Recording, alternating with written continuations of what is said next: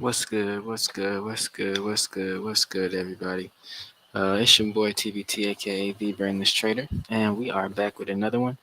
If you don't know my channel, I am a trader from the US. I began trading ICT concepts in 2021. Before that, 2019, 2020, I was trading support and resistance and just found a complete change in my trading career after trading with ICT. Uh, so I, now just kind of try to share my thoughts and my journey um, on YouTube and, um, you know, try to grow with y'all, grow together to achieve the ultimate goal of, you know, being able to do what I want with the money that I'm making Forex trading, right? So, with that said, today we're talking about non-farm payroll psychology and also just giving a breakdown of the market. What I explained kind of earlier in some of my live videos, and what I think is coming for next week potentially. So with that said, we're gonna get in it. Show the Adidas. You feel me? And let's roll. Let's see what we got here. Let's go to the trading hub and get to the charts. All right.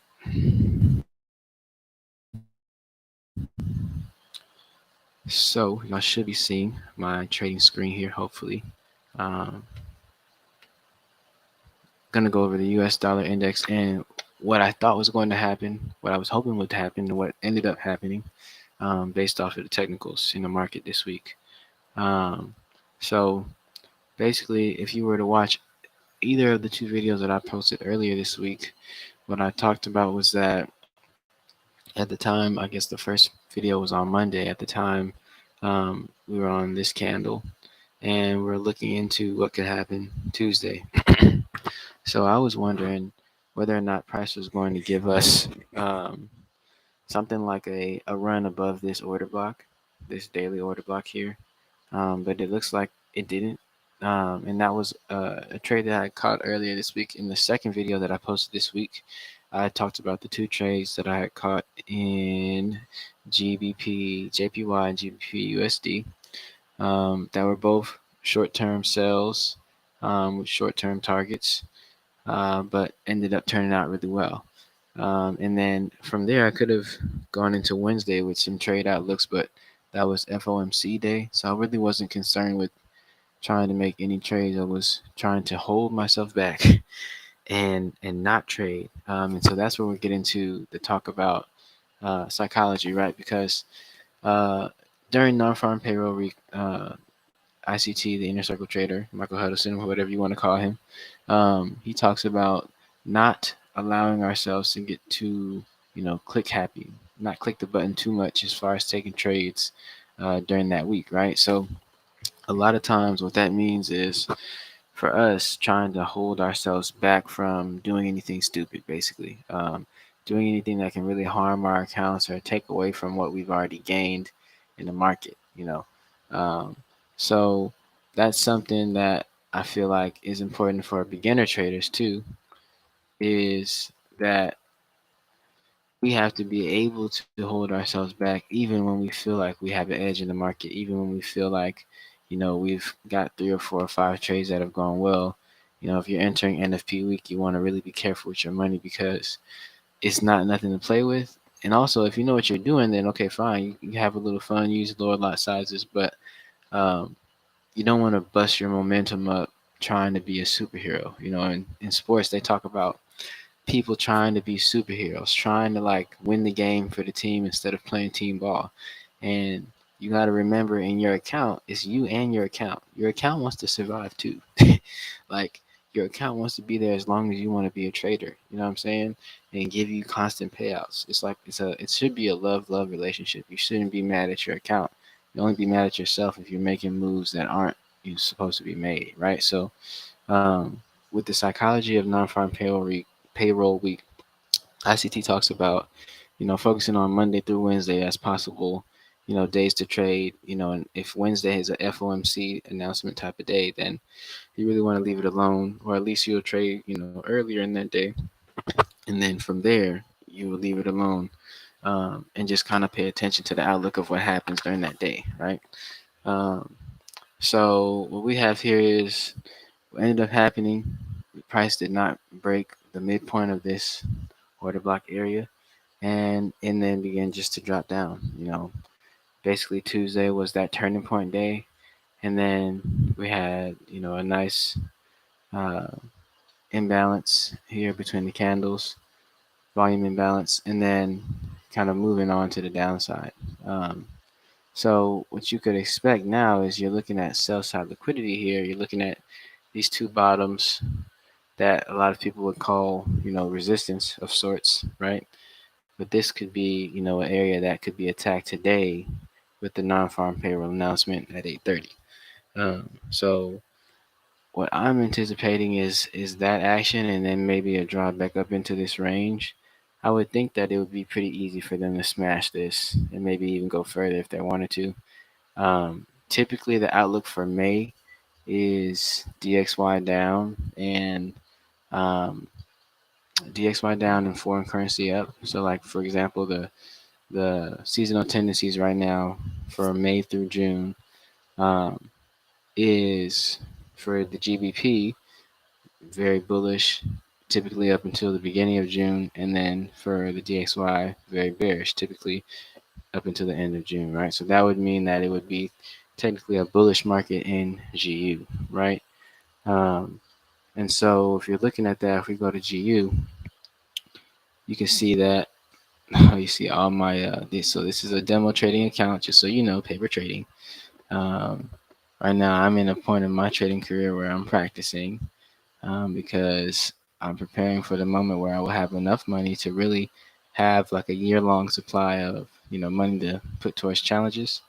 Um, and at that point, that's when I'll really dial in. I was able to do a pretty successful challenge, just achieve the challenge and just not the verification last year.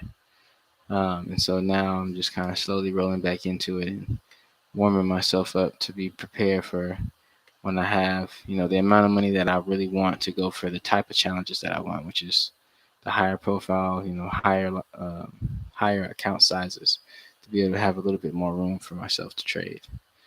But if we're looking at the GBP USD right now, you basically have exactly that seasonal tendency, right? So I've got all my lines and liquidity lines and all that. But if we take all that off here, you can see pretty clearly that um, we were in this range here in the beginning of the year, ran out this liquidity and then ended up running out this liquidity. Typically when we're running areas where, people would deem as support or resistance, as we call them, ICT calls them, buy side or sell side liquidity. Um, but what we typically would do, after you run out of area of liquidity, if we just take these as examples, right? Let's say this was an area of liquidity, it gets ran out, right? Price runs past it, and then price kind of trades back towards the opposite direction, right? And then we run out this small area of liquidity here. Let's just zoom in so it can make the examples a little bit more clear.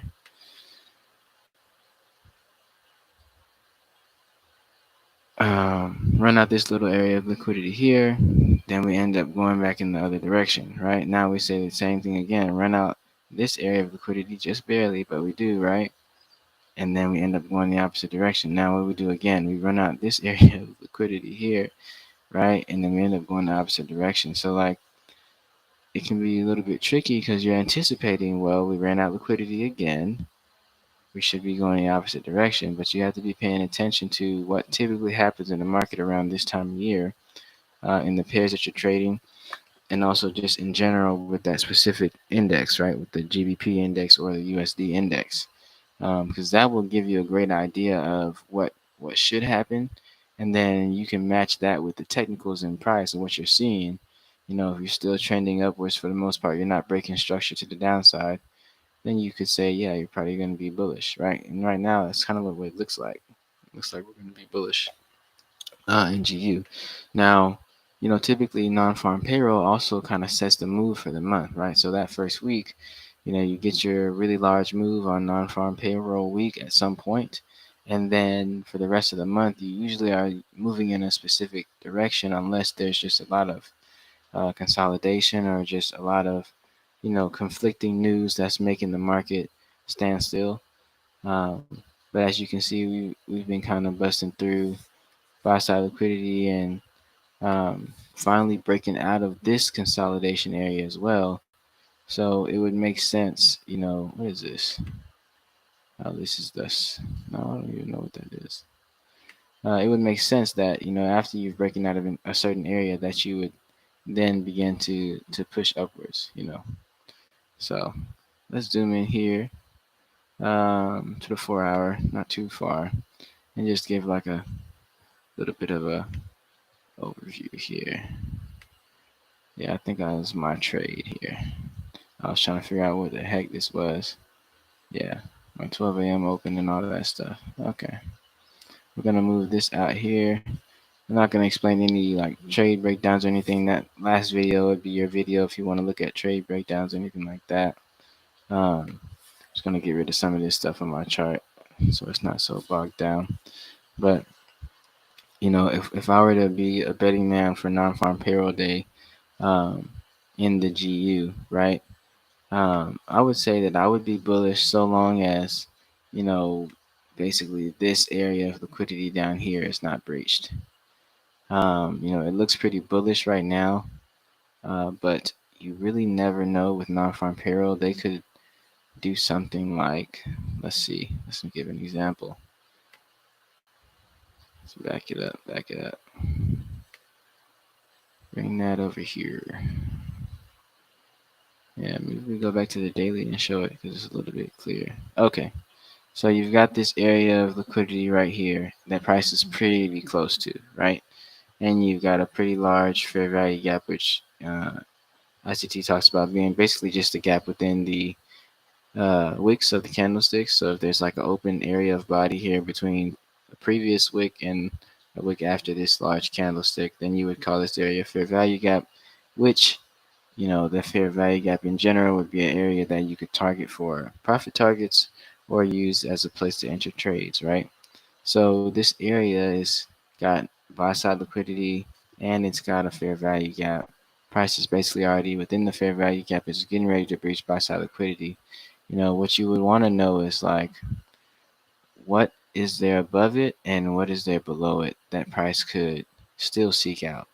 Because when we zoom out, it doesn't look like that fair value gap again. So you got one here, and you got one here, and another, right? But I'm looking at the one in the middle as a potential target. And then, of course, you've got, just more highs here.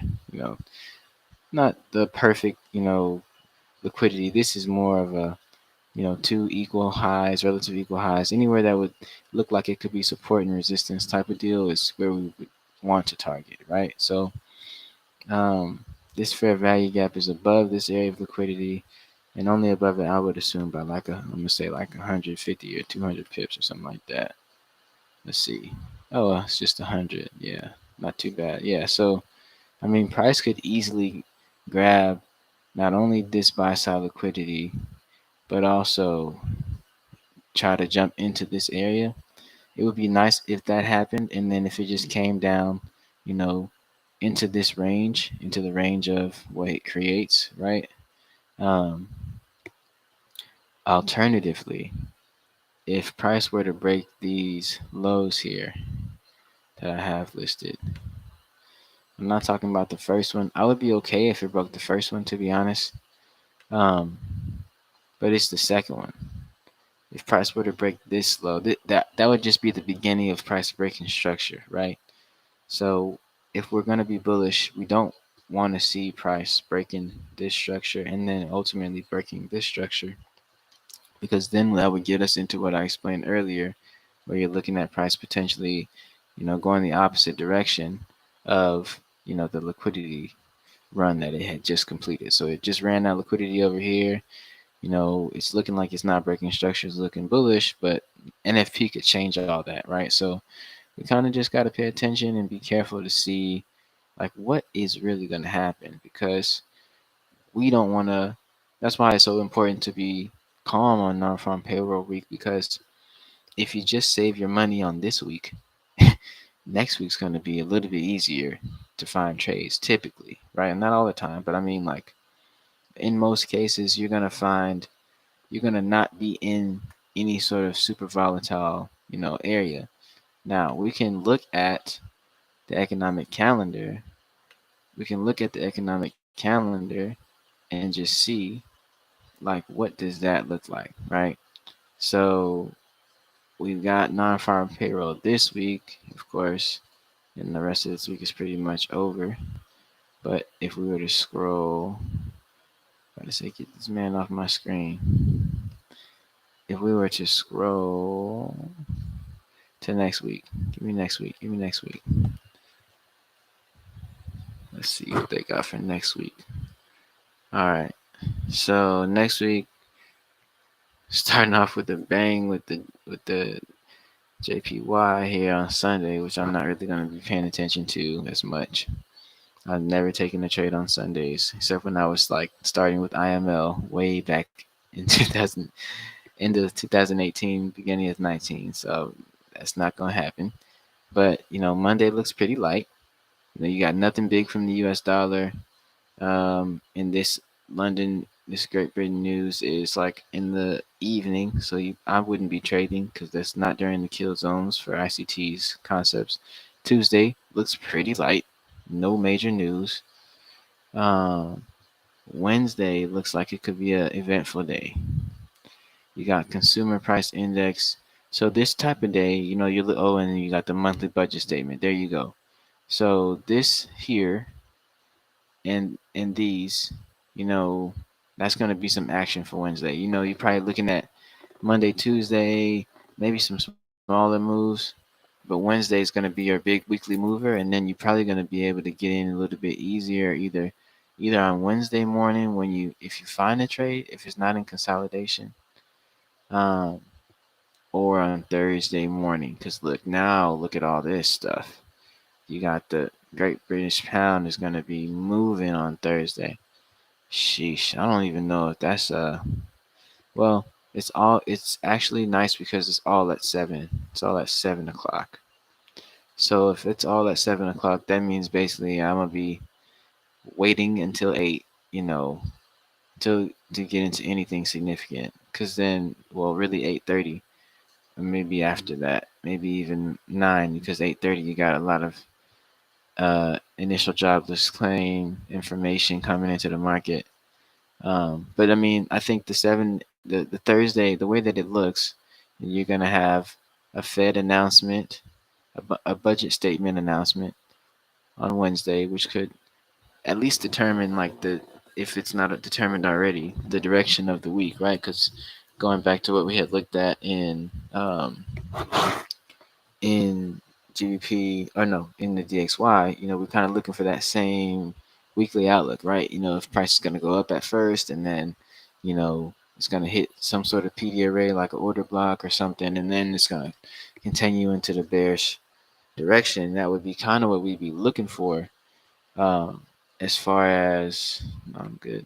As far as how to tell which direction we should be going in the market. Now, overall, we should still be following the seasonal tendency, right? Like, we should be holding to that and trying to see if price is going to prove that, and then falling in line with that, right? But you have to be careful and you have to know yourself, so that you don't fall into trading. I mean, not to say you can find a trade that's counter trend like I did this week, but you just have to understand that if you're looking for a trade that's counter to the trend, you're looking for a low hanging fruits, easy 25 to 30 pip trade. Like, you're not looking for 100 pips. You know what I'm saying? So you just gotta be careful with the targets that you're choosing. I feel like that is the one thing that and Friday looks pretty. I don't even trade Fridays mostly, because I just doesn't make sense for me to lose the money that I've made during the week on a Friday and then be upset when I'm already happy. You feel me? So this one I've always I don't enjoy trading during this news for whatever reason. It just seems like it makes the market stand still. In my experience, I don't know. But let's hop back to the charts real quick. Um, so I think one of the most important things, regardless of when you're going to trade, what you're going to trade, understanding, the low hanging fruit targets, understanding, what week is it, what type of news is coming into the market, understanding, just the weekly outlook, like just going back to the DXY, like what are you actually looking at in the market? What are you anticipating, right? This week we knew that this was Monday and we could potentially either go above this order block or reject it. So we're just looking to see what's going to happen. Once it happens and it rejects, we're like, okay, we know what to do in foreign currency. If price is going down to the DXY, you're probably taking a buy in foreign currency. So what happened here is price went up, and in foreign currency, price went down for a little bit. I took that short sell right in foreign currency, and then from there, price ended up coming down, which would make foreign currency go back up to where it is right now, right? So that trade was this right here. So I'm gonna just zoom in just to show it again since I have shown it already, but hey, since I'm talking about it, let's just talk about it again. Let me get my executions on the chart so you know where I actually took the trade. Yeah, right there. So we go to the hour. We'll probably let's go to the 5 minute. I think I took all the fair value gap and things off. So if you want to see all that stuff, you can go to the other video from this week, the second video from this week that I've posted. Um, but yeah, let's zoom in right here and see what I was talking about. So we knew that, price was going up at first into that order block, right? And so we took advantage of, foreign currency essentially going down. There was a short term target that I was eyeing to the left of the screen, which I didn't actually get out right at because I think that my initial target was set a little bit lower. So we're looking at these relatively equal lows, these, and these, kind of similar. These are the most relatively equal. I probably could have set my take profit to like here to be safe, to make sure that I didn't miss, the take profit, which now I'll show you I actually missed it at first and then had to come back manually and take the money out myself. So if you see, that was where I wanted to get it out, but I think I had it set to just lower than this. And so I entered here. The ideal entry would have been here because you see there's an order block, 1, 2, 3 consecutive up close candles. This is the highest up close, so you could just use this one or you could use these three. But then you got the fair value gap that activates the order block, this combination. Price doesn't trade past it here. Then you got the same deal, order block, highest up close candle. If you're looking bearish, then you got the fair value gap that price doesn't trade past. Anywhere in this range could have been a nice area to get an extra 25 or so pips and maybe even get out like right here to be safe. But I took this trade here hoping that we would get that extra move, which we got exactly that. But I think I was being a little bit too greedy. And then thank God it came back down. And thank God I wasn't actually looking. I was at work and wasn't actually looking at the charts.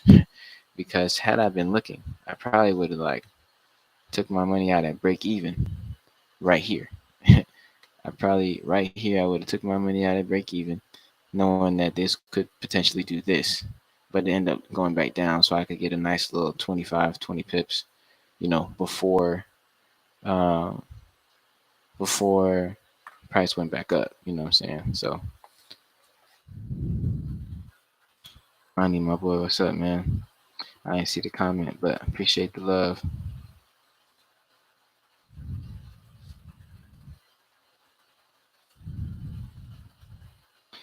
So yeah,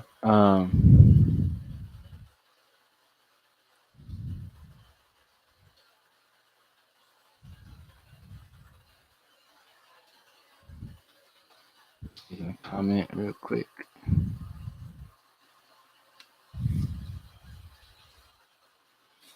But yeah, that was my thought process with this. Um,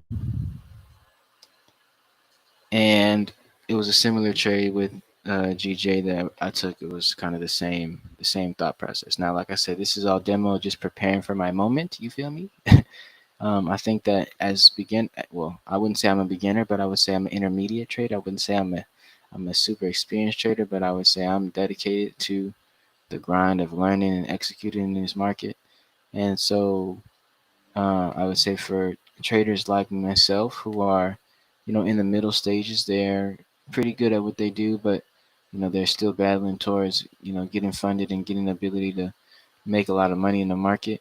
Um, I would say we got to be prepared for our moment, man. We can't sit here and be upset about not having the money that we want to go after these challenges or whatever your circumstances are. You just need to take your time, save up, and save up, up to a year's worth of money to be able to really, really go after it. You feel me? Like save up, a year's worth of money for challenges so that when you get to, next year or you get to the fall this year, like you can really go for it. You know what I'm saying? You can really hit it and make sure that you have enough to, hey, you fail a challenge, well shoot, I'm back in the market the next month. You fail a challenge, well shoot, we're going right back at it. And like I said in my other video, looking at taking challenges that don't have a time limit so that I can get that first account and then I can get some money behind me so I can then take that money and put it towards some of those other short-term challenges with some of these great firms like TFT and FTMO and some of these, these places, man, because um, it's really a blessing that they got these firms to fund us. I mean, I know a lot of people from when I started trading, they're more keen on the trading themselves and funding themselves. But shoot, I'm trying to get it by any means, whatever opportunities is out there, that's legal that I can take advantage of. I'm not discriminating on nothing. Like it's a blessing to be able to go after it, right? So, as traders who are, not where we want to be yet, but we're on the battle, we're on the ground, we're on the journey, you have to be prepared for your moment. And that's why I decided to come back. Even though I wanted to come back after having achieved my challenge, I was like, I think it's more important that I show, that part of it, that, it's not going to be perfect the whole time. It's not going to be, everything that you want it to be all the time. It's not going to be all sugar and candy. But like, once this thing hits, I know that I'm going to be happy that I stuck with it. I know that I'm going to be, successful on a level that I haven't been ever, because I'm putting into this more than I have ever put into anything. So that's the way you got to look at it, and you got to be prepared for your moment, so that once you got enough money, once you got enough funding behind you, it's curtains for anything that's in front of you. You know how to risk manage. You know how to, keep your confidence if you take a loss, and you got to keep that confidence wherever you go. Any market you trade, you know, whatever you're doing, you got to keep that confidence so that you can, continue to take advantage of these opportunities in the market. So this is the GJ trade. Like I told you, same setup. It's just looking for low hanging fruit. The target was really low. There's a low, I think, on the 15-minute right here. So GJ just moves a lot faster. So that's how I ended up getting the 100 pips. I got 20 or so pips in GBP and like 80 or so pips here. So if you want to know about that breakdown, you can look into my previous video, and that video kind of breaks it down a little bit further. Um, but looking at the technicals, GJ looks like something that I don't, I don't, I don't know exactly what is gonna become of it, because we've ran out the liquidity to the left, but we still haven't broken structure to the downside, right? Like this would be the area that I would be concerned about breaking. Like if we ran past that on NFP, then that's when I would be like, okay, we gotta be careful about coming, lower. But judging by the way that 2023 has looked so far with GJ, I think that if price doesn't break structure, depending on what happens today with NFP, we may be on the way to the upside with GJ as well. But looking at how we've already come down a significant bit, probably a couple hundred pips after running this liquidity out, and this was a significant area. Price was trading up and down within this area. I'm kind of just waiting and trying to see what the GBP is going to offer because GU looks a little bit more clear than GBP JPY for now. But taking all this stuff off my charts, um, I'm looking if this fair value gap holds and this order block here holds, then yeah, we could be looking at targets to the upside, which are pretty far. I'm not gonna lie, they're pretty far up. We got a fair value gap here, and then we've got some highs. I think we've got some highs. Oh, I'm going the wrong way. I think we got some highs way, way, way, way back somewhere. Look at this. Yeah. So we got this high here, which I'm gonna actually put on my chart right now because I probably need to have that up. This is buy side liquidity. Yes. But other than that high, we don't have much. So that's why I say GJ, I'm waiting. Whereas GU, I think we're a little bit more solid to the bullish side, so long as price doesn't break structure to the downside. Now, so long as the DXY continues to be bearish, I'm also looking to the downside for gold. I'm sorry, to the upside for gold. Thank you very much. Um, Simply because the same reasons, right? You're looking at this and you just haven't broken structure yet. If we were to zoom in here, I might get rid of my executions, but it's whatever. You just haven't broken the structures to the downside at all. So long as we're keeping this open, we haven't run past this, we haven't run past this. I'm still looking bullish simply because if you look at the DXY, we're majorly bearish, right? We're still majorly bearish. We're looking like we're going to take out this area of liquidity here. And then you're also looking like you're going to have some areas of liquidity and fair value gaps to target again. It just all depends on how NFP is looking. Because NFP could drive this down, and if we stay, below this range and don't come back to the upside to break these highs, then you're just continuing with that same outlook, knowing that the seasonal tendencies for May, according to what ICT says, according to the data, says that May is typically bearish for the DXY and bullish for GBP and gold type of pairs, right? So you got to know that knowledge and then pair that with the technicals. If the technicals actually match that, the price action matches that, then boom, you pretty much have your gold, and you kind of just stay in that same lane and focus to execute for the month. So um, I think May and June are really nice months to trade in, simply because they open up the market. It seems like they kind of open up, and price doesn't have too much consolidation during those months. So I am looking forward to trading these months and just continuing to practice and get myself right so that when my opportunity does come for me to go live, I'm prepped and ready. So that's really all I got, guys, for today. Y'all can let me know if you have any questions that you want me to cover, but if not, then I'll just cut the stream here. Thank you for watching. I appreciate y'all. Any of my subscribers, everybody who's just watching, looking at the channel. We're going to be just continuing to stay consistent with posting. God willing, just making sure that we're preparing and executing the market on a demo level for now until it's time for us to really go live, until I'm actually monetarily ready to do that. And when I do it, it'll be great. I already know. So with that said, I'm cool on it. I'm done for the day. I'm about to go into editing some stuff. And hope y'all have a good one. And God bless. All right. Peace.